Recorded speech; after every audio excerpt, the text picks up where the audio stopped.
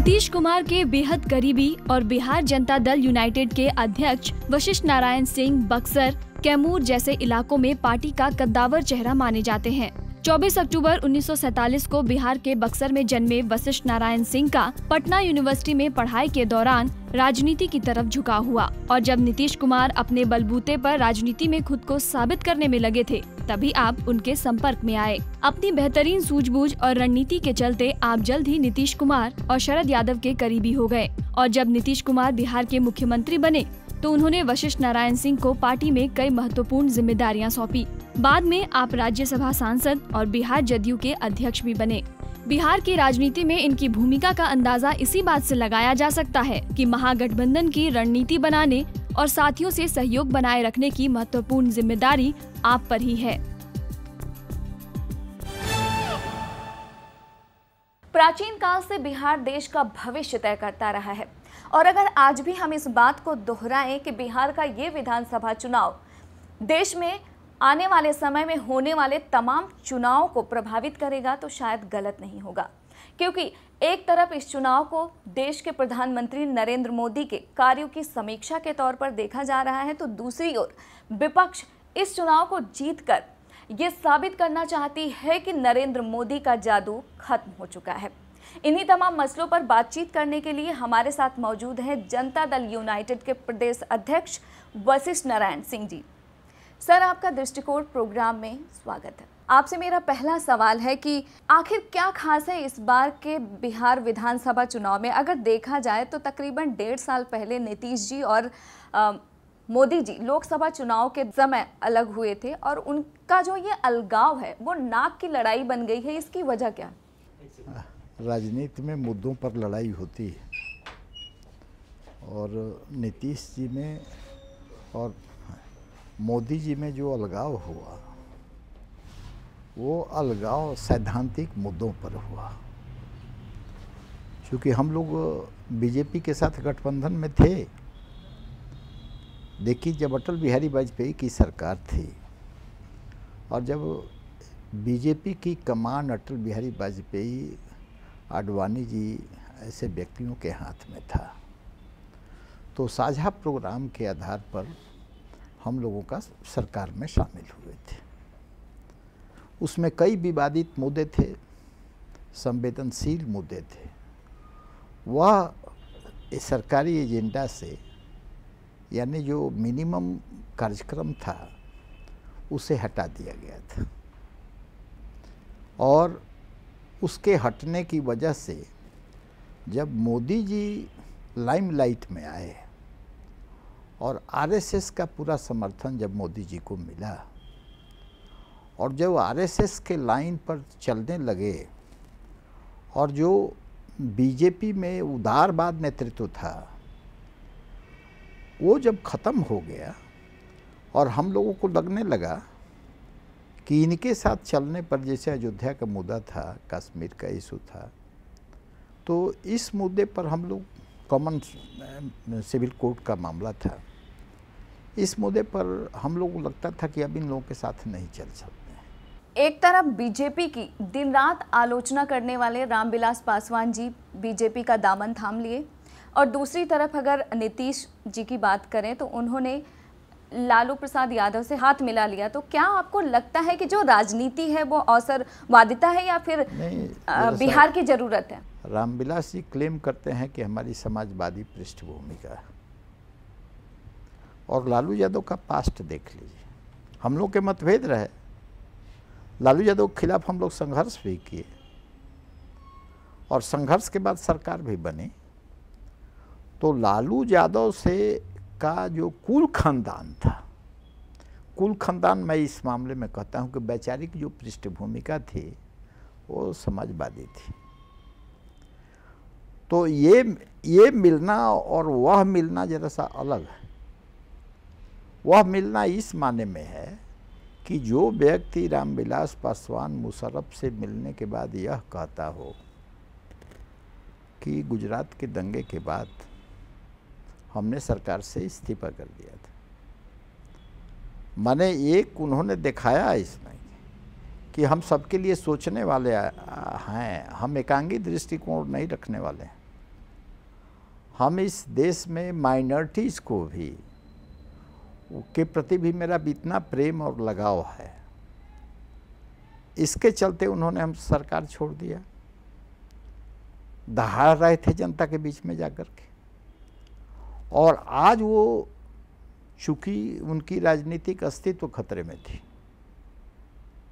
रामविलास जी के विषय में तो लोग कहते हैं राजनीतिक मौसम जैसा रहता है उसके अनुसार अपने को मोड़ लेते हैं। इसमें उनको बहुत प्रवीणता है, कुशलता है, सीधाता है। तो रामविलास जी ने ऐसा कर लिया, इसके लिए कोई आश्चर्य नहीं। देखिए, बीजेपी की एक ही सोच है बिहार में। अब बिहार का चुनाव सामान्य चुनाव से अलग हो गया, चूँकि इसके लिए आपको प्रमाण खोजने की ज़रूरत नहीं है। पारा ट्रूपर्स की तरफ से बिहार के मंत्री बिहार में उतरते हैं। लगता है कि सरकार चली गई है, पूरी सरकार पटना में कैंप कर रही है, यानी दिल्ली में जैसे उनकी कोई जिम्मेवारी नहीं हो। बिहार चुनाव की घोषणा से पहले सभी दल केवल विकास के मुद्दे को लेकर बात कर रहे थे, लेकिन जैसे जैसे चुनाव पास आता जा रहा है, मतदान का समय पास आता जा रहा है, सब लोग विकास के मुद्दे को एक तरीके से पीछे छूटता जा रहा है और जाति हावी हो रही है। देखिए, बिहार की राजनीति की इधर हाल के वर्षों की एक खासियत रही है, एक बड़ी लकीर नीतीश कुमार के नेतृत्व में वहाँ खींच दी गई है, और वह है विकास की लकीर। छद्मवेशी भी राजनीति करने वाले लोगों को अब विकास की बात करना पड़ेगा, तब भी बिहार में वो राजनीति कर सकते हैं। और नीतीश कुमार ने, और लोग नारा दे रहे हैं विकास की, और लोगों में, हम लोगों में कुछ फ़र्क समझने का प्रयास करना चाहिए। यहाँ क्वालिटेटिव डिफरेंस हम लोगों के बीच में है। हमने काम करके दिखा दिया है, और उसी के बल पर हमने विकास का नारा भी दिया है। और लोग तो स्लोगन्स दे रहे हैं, और स्लोगन्स के ऊपर देखिए सोच है। हम लोग जो जनता के बीच में जा रहे हैं, अपने कार्यक्रमों जो किया है उसके आधार पर जा रहे हैं, हम घोषणा के आधार पर नहीं जा रहे हैं। और जितने भी लोग, चाहे बीजेपी और लोग जो जा रहे हैं, वो घोषणा के आधार पर जा रहे हैं। तो हम तो अपना जो कुछ किए हैं इसी के आधार पर लोगों से मांगते हैं मत, कि आपके लिए यदि हमको मौका मिला है नीतीश कुमार के नेतृत्व में, तो उसका हम लोगों ने सदुपयोग किया है। इसलिए हमारे पास विजन भी है बिहार को आगे ले चलने का। तो इसलिए फिर पुनः नीतीश कुमार के नेतृत्व में बिहार सरकार बनाने का प्रयास करिए।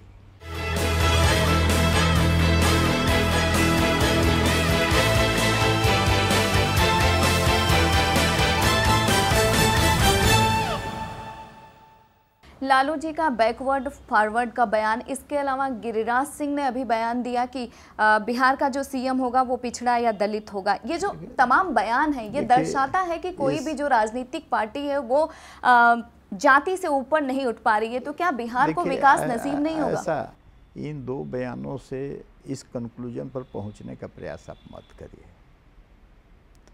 गिरिराज सिंह का बयान जो है वो खास दृष्टिकोण से, एक भाजपा ऐसी पार्टी है जिसमें 6-7 उम्मीदवार मुख्यमंत्री के हो गए, और 2-3 बाहर के भी उम्मीदवार हैं। रामविलास जी ने तो कह दिया कि अटल जी हम ही को चाहते थे। अरे अटल जी आपको चाहते थे तो पुरानी बात हो गई, अभी रिपीट करने की क्या ज़रूरत थी। अब उसमें कुशवाहा जी का भी बयान आप देख सकते हैं। और मांझी जी को जब हटाया गया तो बीजेपी को लग रहा था कि बिहार में इससे बड़ा मुद्दा उनको कुछ नहीं मिल सकता है। तो एक मांझी जी तो अपने को क्लेम करते हैं कि हम अच्छा मुख्यमंत्री थे, तो उनके यहाँ उम्मीदवारों की संख्या बहुत है। लेकिन बीजेपी एक रणनीति के तहत भी काम करते हैं। अपर कास्ट के बीच में जाएंगे तो कहेंगे कि यही मुख्यमंत्री होंगे, किसी दूसरे जाति में जाएंगे, ब्राह्मण में, तो कहेंगे कि यही मुख्यमंत्री होंगे, वैश्य में जाएंगे तो कहेंगे कि यही मुख्यमंत्री होंगे। इतना मुख्यमंत्री उनके बीच में है। असमंजस तो आपने पहले भी देखा कि एक बार उनका नाम निकलता है तो बवाल मच जाता है। तो इसलिए उनके मुख्यमंत्री के कैंडिडेट बहुत हैं। तो ये सब जो बातें आती हैं, एक बयान भागवत जी का आ गया वो संवैधानिक प्रावधानों का था। तो अपर कास्ट के वोट आकृष्ट हो इसके लिए इन्होंने दे दिया, और लालू जी ने भी यदि दे दिया, लेकिन हमारे पार्टी का दृष्टिकोण आपको समझना चाहिए। हम समावेशी विकास की बात करते हैं। समावेशी विकास में सबको साथ ले करके चलने का स्पिरिट होता है, उसमें भाव रहता है, और वही दृष्टि होती है। सबका साथ सबका विकास हमारा नारा। हम लोगों को जो 10 वर्षों तक नीतीश कुमार को समर्थन मिला था, वो सेक्शनल समर्थन नहीं था, वो डाइवर्स सपोर्ट था। उसमें मजदूर भी थे, उसमें किसान भी थे, उसमें नौजवान भी थे, उसमें छात्र भी थे, उसमें व्यवसायिक भी थे, उसमें अपर कास्ट के लोग भी थे, उसमें पिछड़ा भी लोग थे। तो वहाँ ये दृष्टि इसलिए अपनाई गई, रोड तो सबके लिए है, बिजली तो सबके लिए है, लेकिन शैक्षणिक यदि व्यवस्था कर दी जाती है तो समाज के उन वर्गों को बहुत फायदा मिलेगा जो आज मुख्य धारा में शामिल नहीं है। और बिहार के विकास को तो रिकॉग्निशन देश के कोने कोने में लोगों ने किया है। अब इनके पास कोई मुद्दा नहीं है आलोचना करने का। अच्छा, एक बात और समझ लीजिए, बीजेपी क्रिया में विश्वास नहीं करती है, बीजेपी प्रतिक्रिया में विश्वास करती है। क्योंकि इनके लोग जो जाते हैं पटना में चाहे बिहार में, उतरते उतरते एक प्रेस कॉन्फ्रेंस मंत्री करते हैं, एक दिन 2 दिन रह करके पैरा ट्रूपर की तरह से दिल्ली में, फिर पैरा ट्रूपर्स की तरह से वहाँ चले जाते हैं। तो यही है लड़ाई। तो वहाँ तस्वीर साफ की गई। अब आप जाति का सवाल इसमें बहुत ज़्यादा भारी भरकम बना के दिख रही हैं, ये ठीक नहीं है। नीतीश कुमार की लकीर से विकास की लकीर है, उसे बड़ा लकीर कोई खींच करके ही तभी बिहार के चुनाव में इंटर कर सकता है, बिहार के चुनाव में सफलता प्राप्त कर सकता है। सर, आपने लालू जी से हाथ मिलाया, महागठबंधन बनाया, उसमें से सबसे पहले उनके जो समधी हैं मुलायम सिंह जी, वो बाहर हो गए। उसके बाद उनके साले सुभाष जी बाहर हो गए, पप्पू यादव बाहर निकल गए। ये तमाम लोग आपको चुनौती दे रहे हैं। इसके अलावा अगर बात करें हम, प्रत्येक चुनाव में यह दृश्य दिखाई पड़ता है। जहाँ तक समधी का सवाल है, उनके भाई तो हमारे रैली में भी 30 तारीख को गए थे, बड़ा जोरदार भाषण दिया था।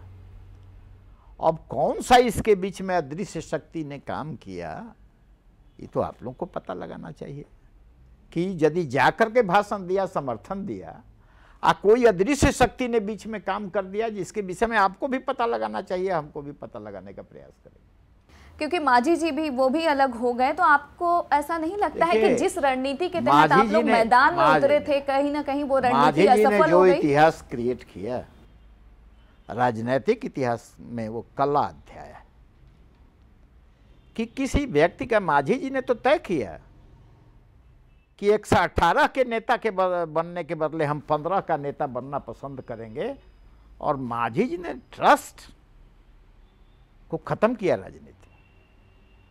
पहले के काल में, प्राचीन काल में ऐसा कुछ सुना जाता था, भाइयों के बीच में युद्ध हुआ और उसको, लेकिन हाल के राजनीतिक इतिहास में जो मांझी जी ने कहा, उन्होंने एक राजनीतिक घटनाक्रम में एक ऐसा कला अध्याय है जिसके ऊपर जितनी चर्चा की जाए वो उतना ही कम है।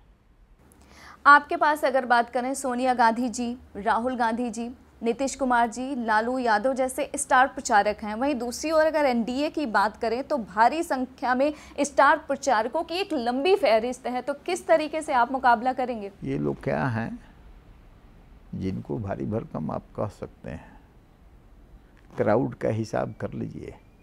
ये सारी भारी भरकम लोग एक नरेंद्र मोदी के नाम पर जीने का काम अभी कर रहे हैं। किनकी सभा में कितनी भीड़ हो रही है, जरा इन मंत्रियों के जो मीटिंग हो रही है, इनके भीड़ का जायजा ले लीजिए, पता चल जाएगा कि फहरिस्त जो है, फहरिस्त किस काम का। मंत्री पद पर चले जाने का मतलब मास लीडर नहीं होता है। मंत्री पद प्रधानमंत्री का एक चॉइस होता है, इससे उसका पॉपुलैरिटी का संबंध नहीं है। ये जो बड़ा आप कह रहे हैं, उनकी सभाओं में भीड़ नहीं हो पाती। आप यहाँ देखिए, यहाँ सोनिया जी भी जाती हैं तो काफ़ी भीड़ होती है, राहुल गांधी भी जी भी जाते हैं तो भारी भरकम सभा होती है। नीतीश जी भी जाती हैं तो भारी भरकम सभा होता है, लालू यादव भी जाते हैं तो भारी भरकम सभा होती है।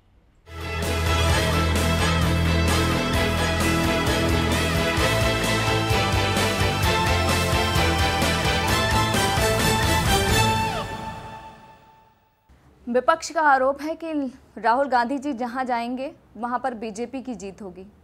देखिए, ये फालतू बात करने के लिए जो इन लोगों की प्रतिक्रिया है, राहुल गांधी इस महागठबंधन को मजबूत करने के लिए वो भी एक मजबूत स्तंभ के रूप में बिहार में प्रचार करेंगे। अब उससे महागठबंधन के उम्मीदवारों को बहुत फायदा होगा। बीजेपी के राष्ट्रीय अध्यक्ष अमित शाह पटना में वॉर रूम बना चुके हैं। इसके अलावा अगर बात करें तो विवादित बयानों में घिरी रहने वाली साध्वी निरंजन ज्योति भी, उनको भी काम दिया गया है बिहार में चुनाव प्रचार प्रसार के लिए। तो आपको क्या लगता है कि कितना असर पड़ने वाला है इन सब चीजों का? साध्वी जी की बात कर रहे हैं, इन लोगों के शब्दों पर पहले ध्यान दीजिएगा। तो बिहार के लोग गरीब हो सकते हैं लेकिन राजनीतिक रूप से बहुत परिपक्व होते हैं। और अमित शाह जो गए हैं वो केवल वार रूम स्थापित किए हैं। वार रूम केवल चुनाव प्रचार के लिए नहीं है।